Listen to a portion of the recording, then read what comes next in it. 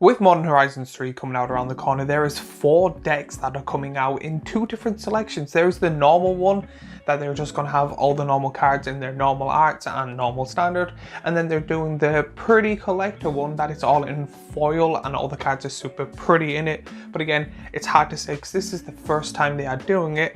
So when it comes to these, I will be going over all 4 of the Commander decks, talking about them in each individual video, starting off with the first one. But before I go any further when it comes to this video, a word from our sponsors. The sponsor of this video is me. I have started an Etsy page where I'm going to try and be selling clothes that I've designed, thought would be funny, thought would be cool, thought would be amazing on people's bodies. So I literally spent maybe a month or 2 looking at different resources and stuff to come up with the nicest clothes I could possibly find, with the coolest designs that I have done myself, with stuff like playmats, hoodies, t-shirts. I'm going to try and do phone cases. They're harder than I thought, but I do think that it is a really good thing to actually put into. So if you would like to help me out or help the channel out, please go onto my Etsy. It will be linked down below and you'll be able to find very nice clothing and also be supporting the channel. So links down below, and also if there's any other designs, I will be putting on any of my social media, so please follow me there as well.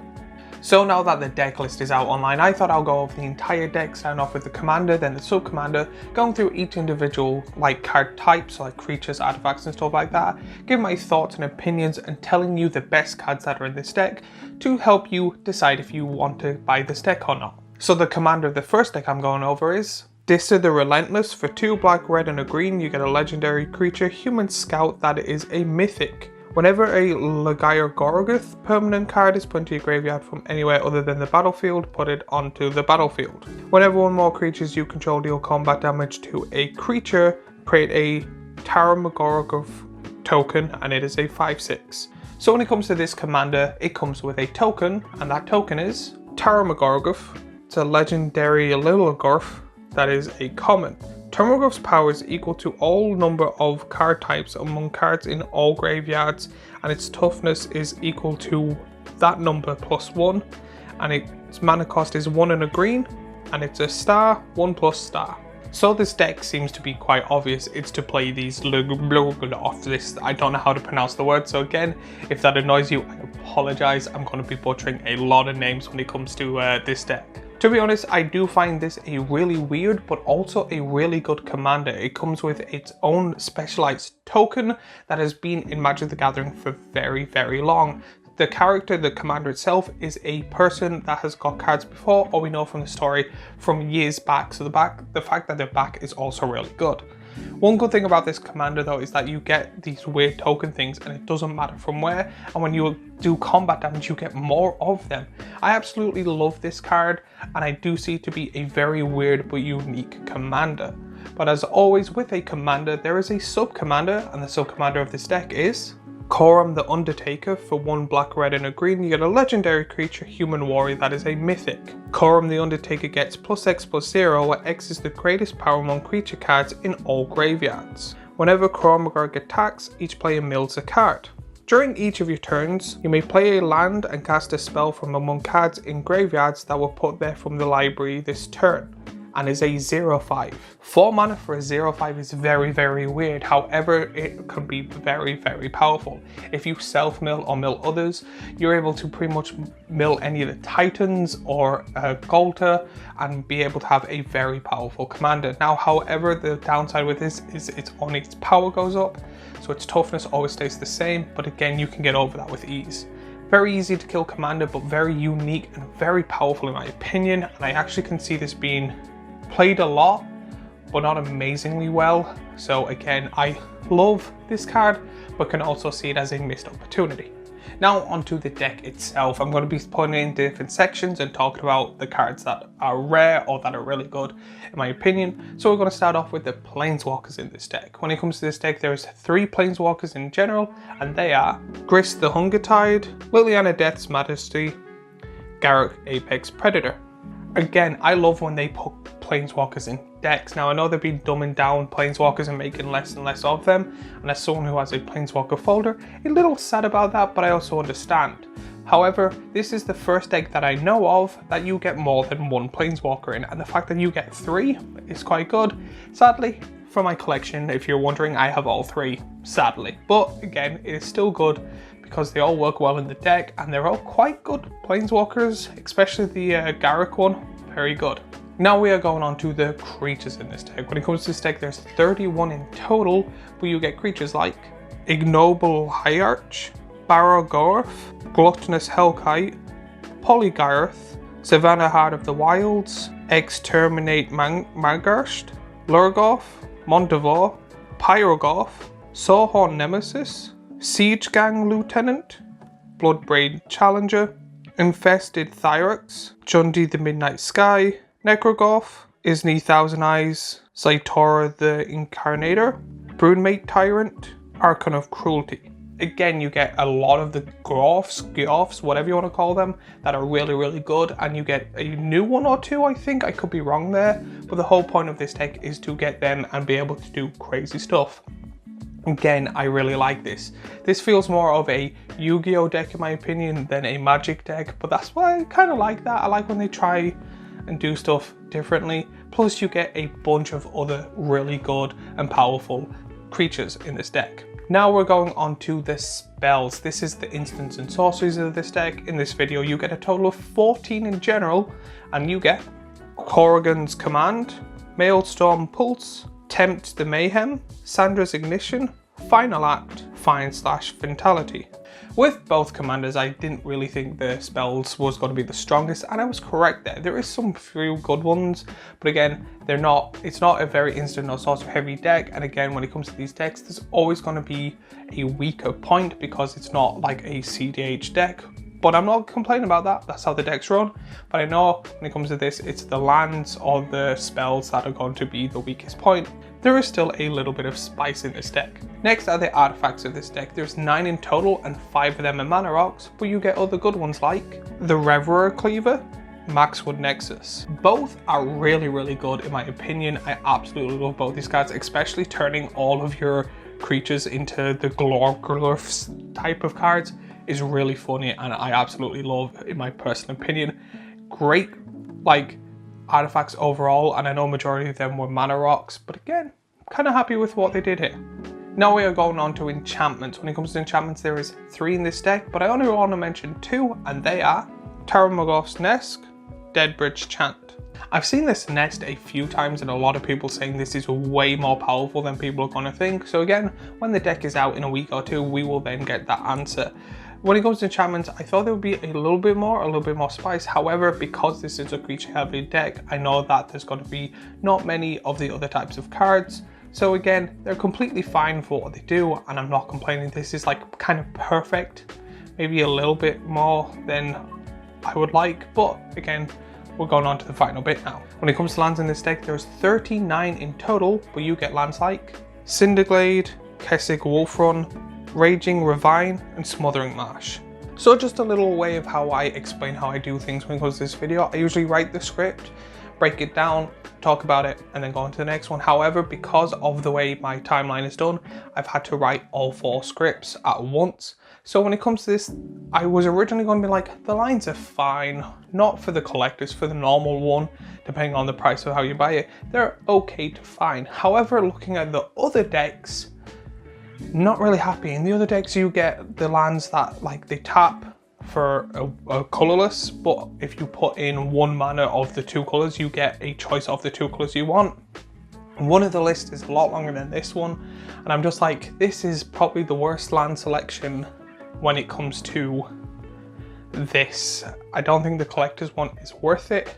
The lands are okay for the normal one, but I do find because they're putting in the GRUPS type of cards in that are worth a bit of money, that they've kind of then took out the money when it comes to the lands. However, with how, like, they always say the secondary market, they don't base it on, but some of the decisions they make, you kind of question that. So I do find that if they're not doing it, putting in better lands would not make a difference. Again, it would have probably upped to the price of the decks and more people would want it. However, they were like, we need to keep it on the budget of how the deck's going to cost, because we don't want people to buy the deck and then sell it in parts for more money. so they took out all the money out of the lands. Overall, my thoughts and opinions on this deck is it is unique, it is cool, you get a lot of cool cards. I do think that the normal version is worth it, but the collector one, it depends how they're doing it. I haven't read fully on it, but what I got is you're all getting the alt art and in foil. If that's the case, I would be very like, it's possibly worth it. But again, I would love to hear your thoughts and opinions in the comments down below, what you think of this deck or how you would build it. Also, while you're down there, remember to like and subscribe and follow me on all my social media. And if you're interested in watching any other type of Magic the Gathering video, I have over 3,000 videos for you to watch. So if you're interested, there'll be one right here, a playlist of Magic the Gathering stuff here, and a subscribe button here. And I'll see all of you beautiful people in my next video. Now we are going on to the second Commander deck when it comes to Modern Horizons 3. This one is going to be a very weird one. We haven't seen a commander that does this type of stuff, and there's a lot to unfold when it comes to this deck, but it is a very interesting deck to me just flying through it. So sit back, relax, and enjoy this video to see and help you out if you want to buy this deck or not. But before I go any further, a word from our sexy sponsors. The sponsor of this video is me. I have started an Etsy page where I'm going to try and be selling clothes that I've designed, thought would be funny, thought would be cool, thought would be amazing on people's bodies. So I literally spent maybe a month or two looking at different resources and stuff to come up with the nicest clothes I could possibly find, with the coolest designs that I have done myself, with stuff like playmats, hoodies, t-shirts. I'm going to try and do phone cases. They're harder than I thought, but I do think that it is a really good thing to actually put into. So if you would like to help me out or help the channel out, please go onto my Etsy, it will be linked down below, and you'll be able to find very nice clothing and also be supporting the channel, so links down below. And also if there's any other designs, I will be putting on any of my social media, so please follow me there as well. It would not be a video where I go through an entire commander deck without talking about the commander itself. So when it comes to this deck, the commander is Omo, Queen of Vesuva. For 2 and a hybrid mana of a green and blue, you got a legendary creature, Shapeshifting Noble, that is a mythic. Whenever Omo, Queen of Vesuva enters the battlefield or attacks, put an everything counter on each of up to 1 target land and up to 1 target creature. Each land with an everything counter on it is an every land type in addition to its other types. Each non-land creature with an everything counter on it is every creature type and is a 1/5.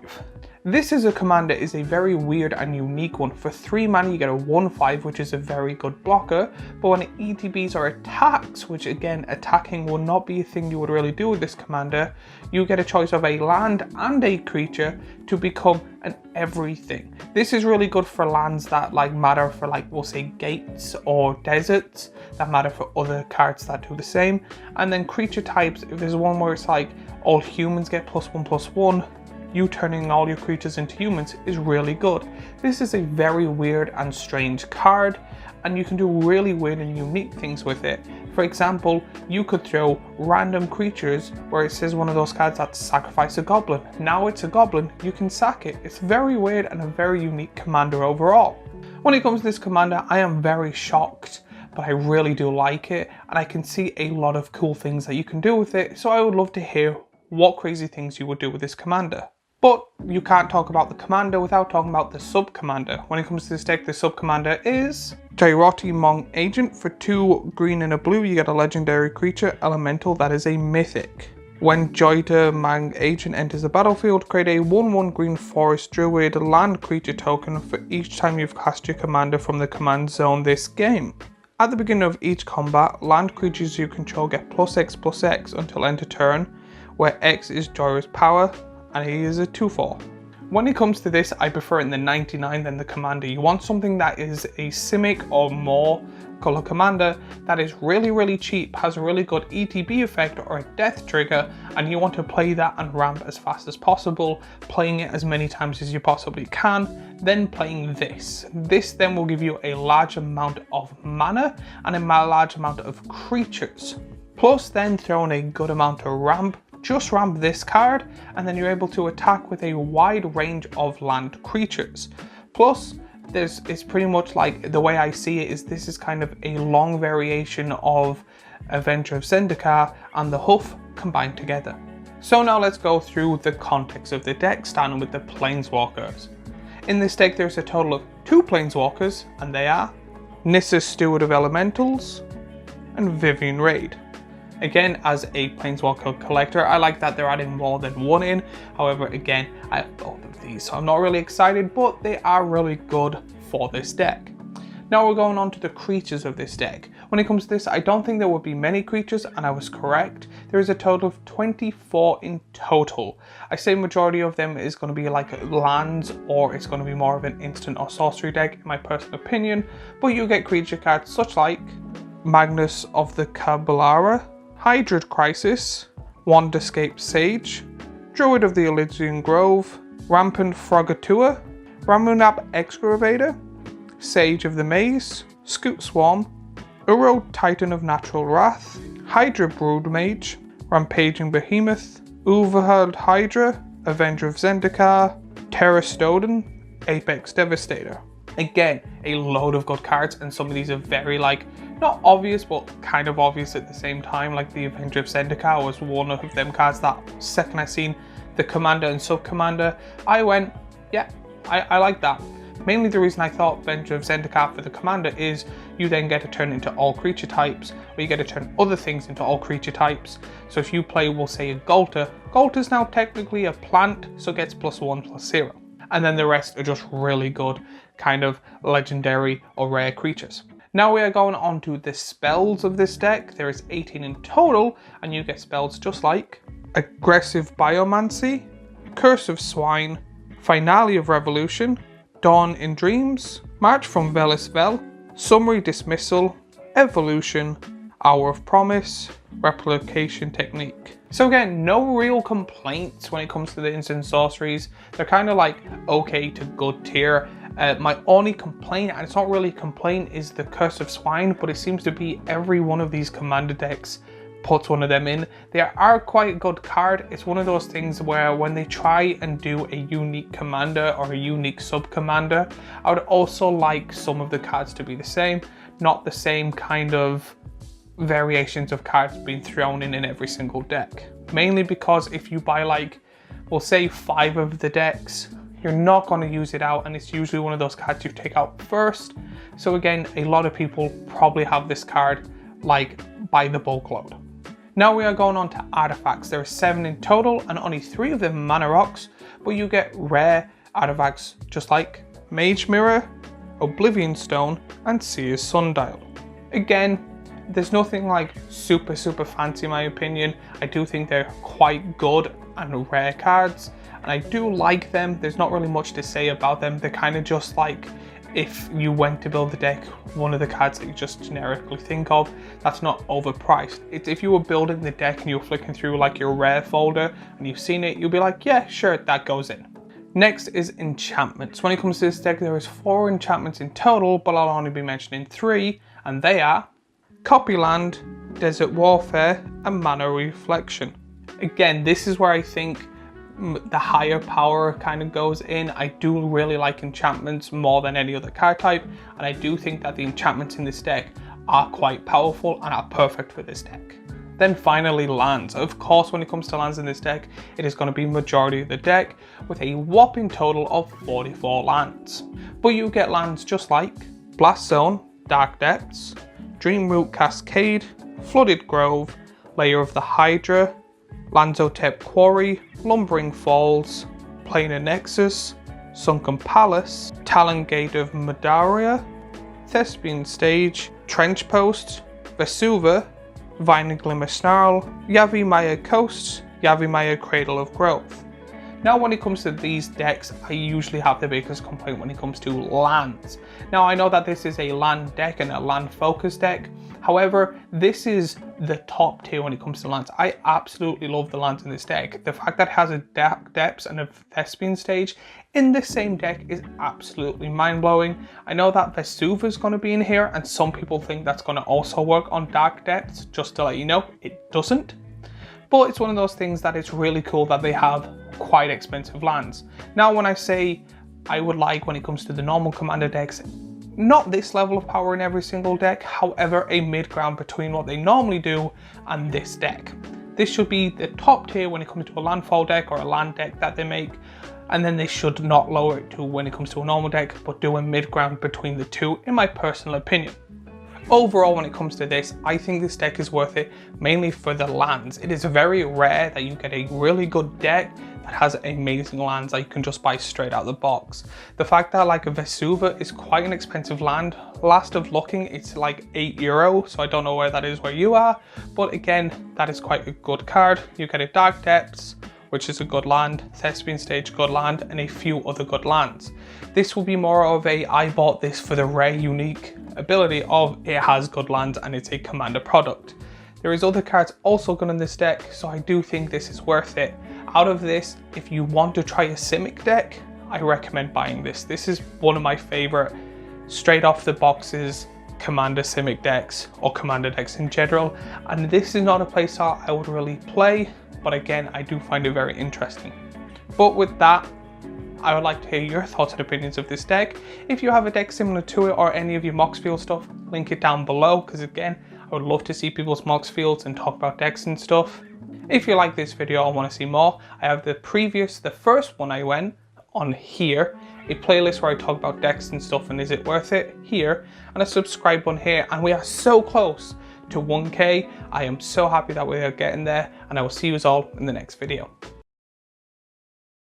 Hello everyone and welcome to the third commander deck when it comes to Modern Horizons 3. If you've seen the other two, you know how this is going to go down. We're going to talk about the commander, the sub-commander, the context of the deck, and then give my thoughts and opinions on it, pretty much to help you to see if you want to buy the deck or not, if you're kind of 50-50 on it, or just want to see what's in the deck in general. Plus, if you would like to be nice and kind, I have the other two videos. It'll be nice if you go watch them and share them and stuff, that YouTube-y stuff that all of them ask for. In this video, we're going to be talking about Creative Energy. This is the energy deck when it comes to Modern Horizons 3. And to be honest, I've been liking the other two so far. They are a bit pricey for what you get, but I do like that they're upgrading it. I just wish they lowered the price just a little bit, just a smidge. But before I go any further, a word from our sponsors. The sponsor of this video is me. I have started an Etsy page where I'm going to try and be selling clothes that I've designed, thought would be funny, thought would be cool, thought would be amazing on people's bodies.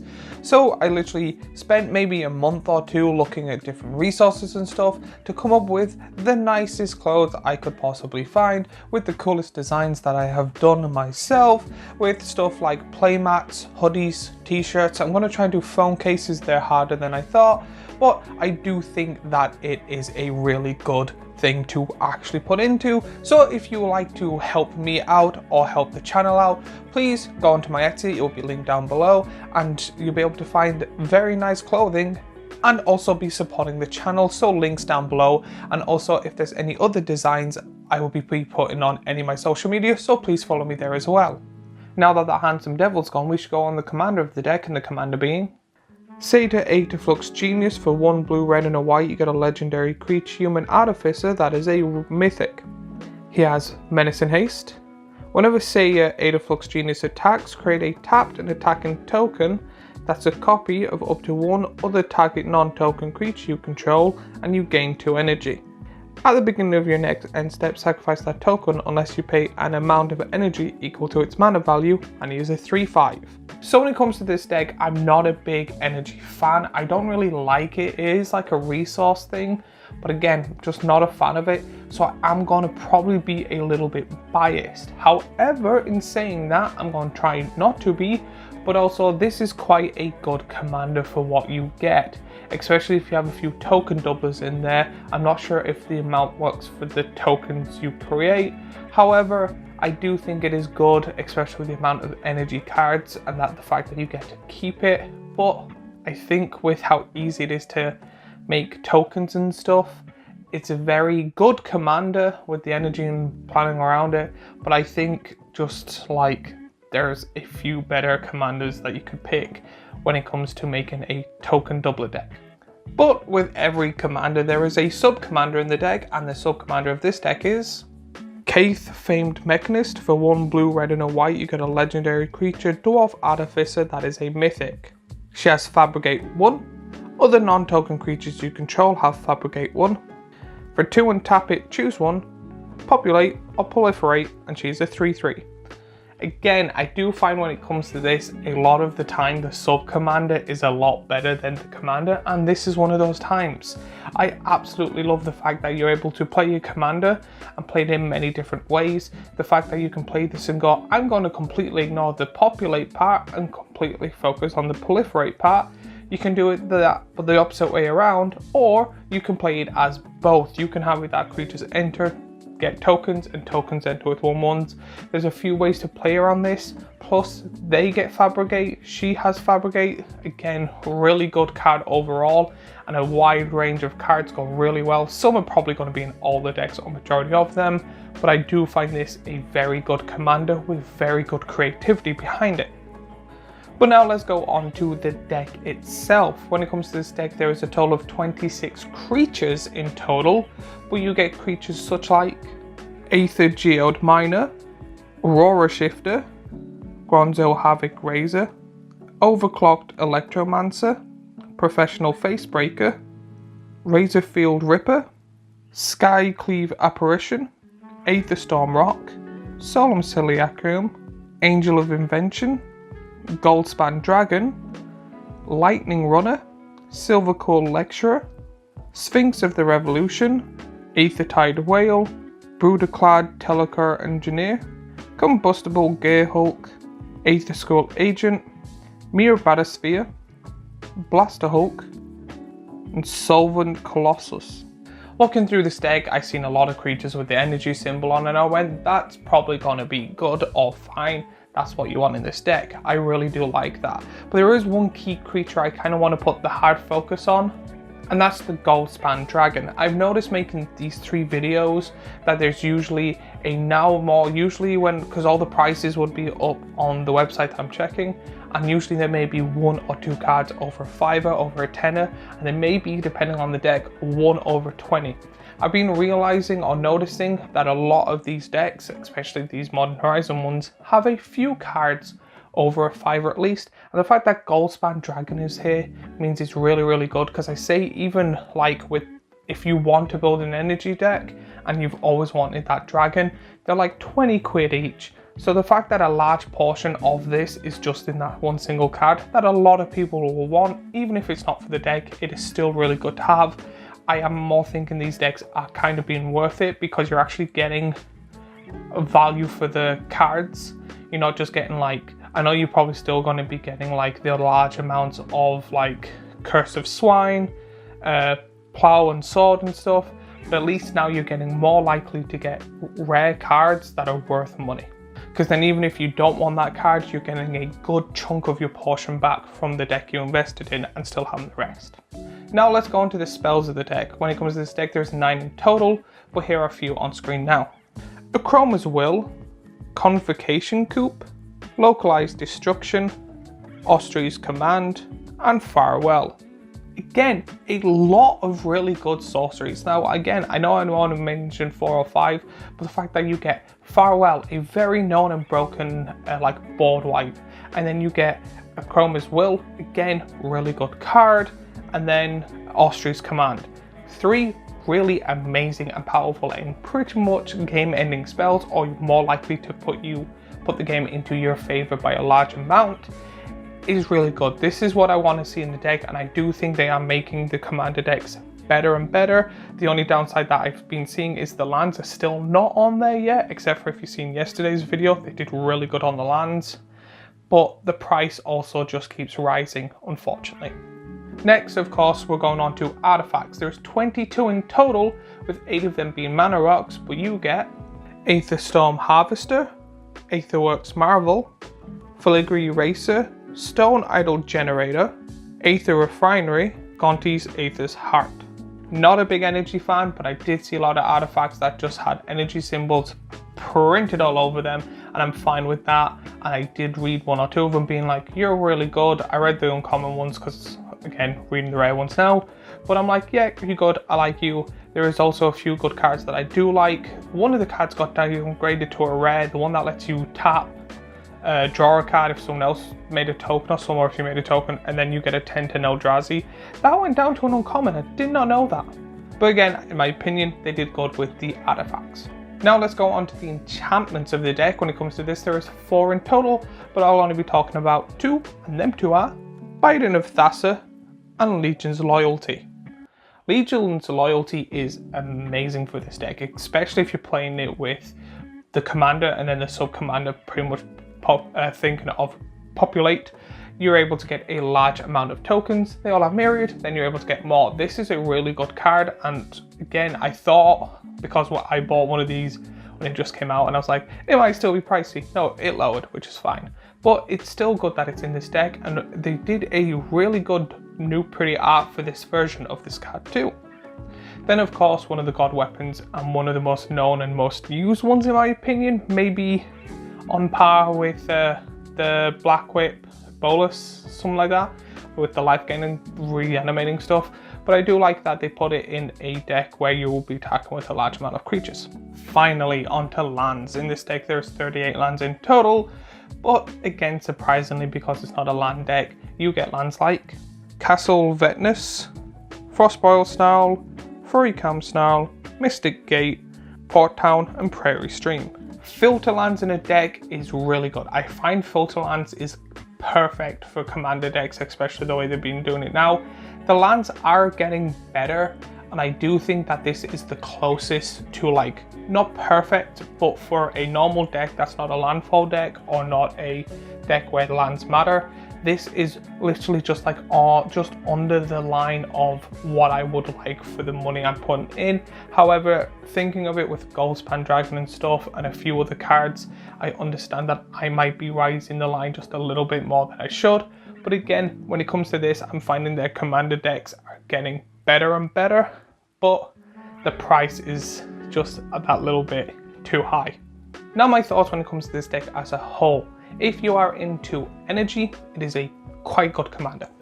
Very price worthy when it comes to the mana cost and what you get, plus it's got a really good ability that you're able to pretty much get on right away. Commander, great. Sub-commander, absolutely amazing. Good mana cost, good abilities, kind of need to protect it, but again, I like more the creativity of what you get to do. And when it comes to the rest of the deck, overall, I'm really happy with it. My only problem when it comes to this deck as a whole, again, is the price. There is 2 versions. The normal one, which I think, I could be wrong here, is roughly around 80. And then the collectors, which is like 200 or 300 quid. I would say, if you have the money, do not put it in the two, like, I think the second deck, the Landfall one, or maybe the Eldrazi one, is worth it in the pretty collector ones. But this one, I don't think it is worth it, other than that Goldspan Dragon, but it depends on the price of the pretty version of it, if it's willing to be worth for buying this deck. The normal one is, again, perfect. You're just slightly overpriced, but again, that makes sense for what you get. I think it's worth it in the normal set, especially if you want to use majority of these cards. If you have majority of these cards, I don't think it's worth it at all though. But these are my thoughts and opinions. I would love to hear what you think of this deck, what cards you would like to see in it, and all that usual comment stuff in the comments down below. While you're there, remember to like and subscribe and comment and share and all of that. But again, what I've talked about the third Modern Horizons 3 deck, and I've also made a video on the second one, which is here, a playlist of all these deck tech things that is do with the reviews here, and a subscribe button here, and I will see you all in the next video.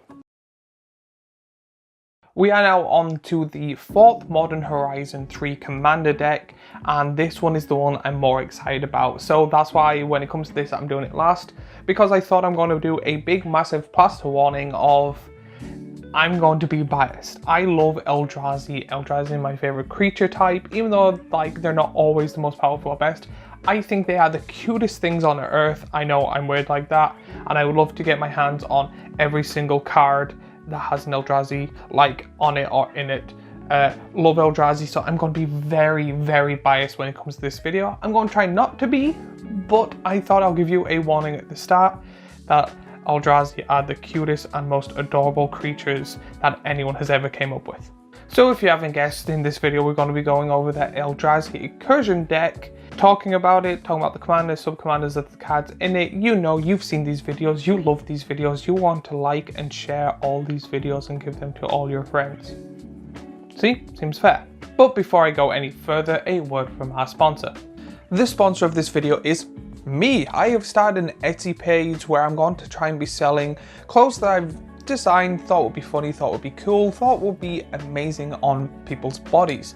So I literally spent maybe a month or two looking at different resources and stuff to come up with the nicest clothes I could possibly find, with the coolest designs that I have done myself, with stuff like playmats, hoodies, t-shirts. I'm going to try and do phone cases. They're harder than I thought, but I do think that it is a really good thing to actually put into. So if you would like to help me out or help the channel out, please go onto my Etsy. It will be linked down below and you'll be able to find very nice clothing and also be supporting the channel. So links down below, and also if there's any other designs, I will be putting on any of my social media, so please follow me there as well. Now that he's gone, we get to talk about all the adorable cards in this deck, starting off with the commander, and the commander of this deck is Urlalek Fused Atrocity. For 5 hybrid mana of a colour each or a colourless, you get a legendary creature Eldrazi that is a mythic. It has Devoid.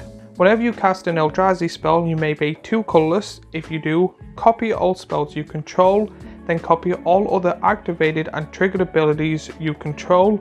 You may choose new targets for the copies and is a 2/5. This card, again, really cute. Got a really weird mana cost of 1 of each colour or a colourless.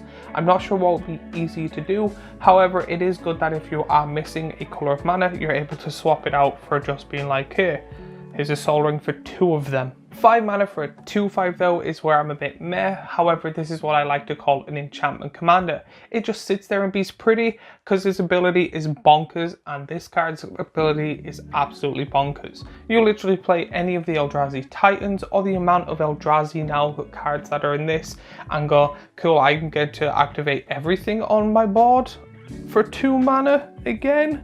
Like, that is absolutely ridiculous, especially since this has a green pip. You're able to put more ramp in, and the more you ramp, the more craziness you get to do. Literally just search for basic lands, get a bunch of wastes, and just go, I get to activate this for the 5th time this game, this turn.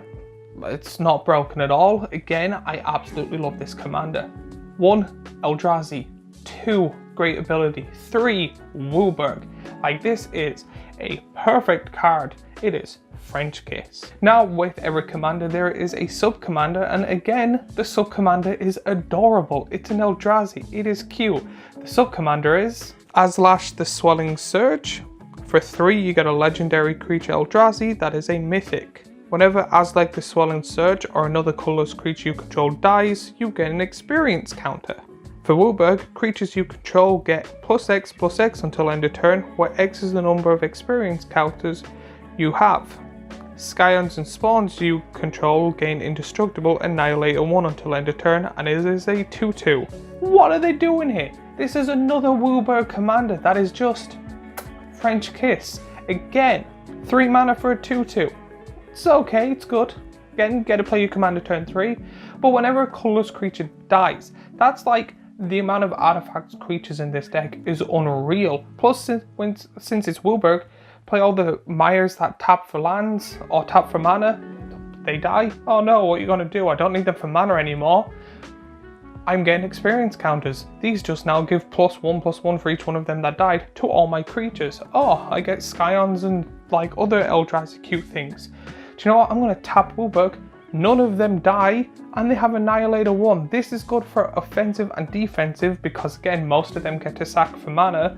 But if someone's like board wipe, you're like, WUBRG, I'm going to save on my mana rocks at least.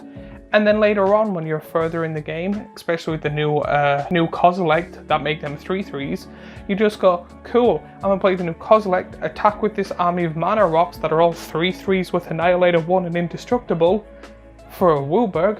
And that's without even counting all the colourless creatures that died. It doesn't have to be Eldrazi with Devoid. It could be like just colourless artifacts. There's like so many, like Solemn Simulacrum now helps with that. Such a good card, and most people want it to die anyway. Such a good sub-commander, love it. Would actually love to make a deck with a sub-commander, not gonna lie. But now onto the deck itself, starting off with the Planeswalkers. In this deck there is one Planeswalker, and that Planeswalker is Eugene the Ineffable. Now when it comes to the Planeswalkers, I understand why Eugene's in this. I understand what the point of him being in this deck is. Not gonna lie, would prefer it to be the other one, mainly because it's a way better option in my opinion, and a way better Planeswalker. However, I know that that's more expensive, so they're probably just putting this one, especially with the manifest cards.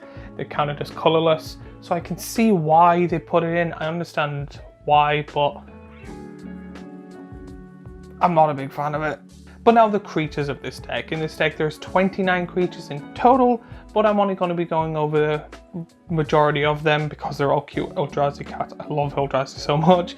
But you get creature cards just like Eldrazi Displacer, Mutated Cultist, Vile Redeemer, Bismuth Mindrenderer, Invasion Behemoth, Shifter of Skulls, Angelic Amberition, Deep Fathom Skulker, Drowner of Hope, Endbringer, Oblivion Sower, Sire of Sanctition, Benthic Anomaly, Hydra's Taskmaster, Morophon the Boundless, Spawnbed Protector, Twins of Discord, Worldbreaker, Elderdeep Fiend, and Ulamog's Dreadsire. We all know what I'm going to say. Some of these cards are really good, some of them are meh when it comes to the ability, mainly because I'm basing that off the other ones that are... I think the other decks are more powerful, however, because these have more powerful commanders, they've maybe lowered the power of the creatures.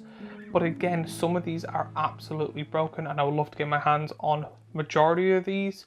I do have some of them already because I love Eldrazi, but I do think the creatures are quite good and quite powerful. However, Ulamog's Dreadsire is... Why is this a thing? I love this card, it is absolutely busted, but with token doublers and stuff like that, or fling decks, it's literally or cards that when a creature enters battlefield it does damage, and then you get when it dies it does damage.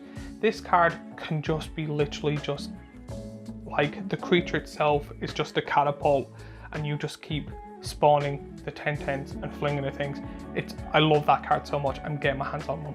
Now when it comes to the spells of the deck, there's 13 in total, and here are some on screen now.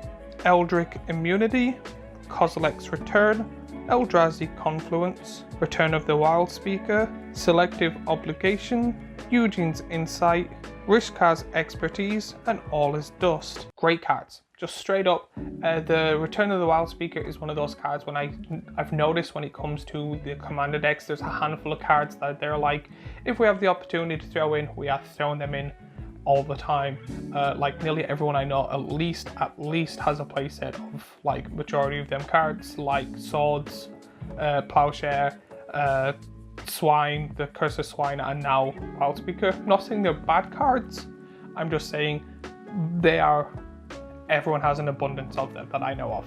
The other cards are rather good to great.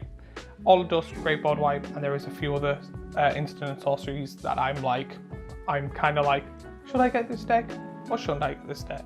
Now we're on to artifacts, and because a lot of these cards cost a lot, there is a fair few mana rocks. When it comes to this, there is 14 artifacts in total, but 9 of them are the mana rocks, because again, you need a lot of ramp in this deck.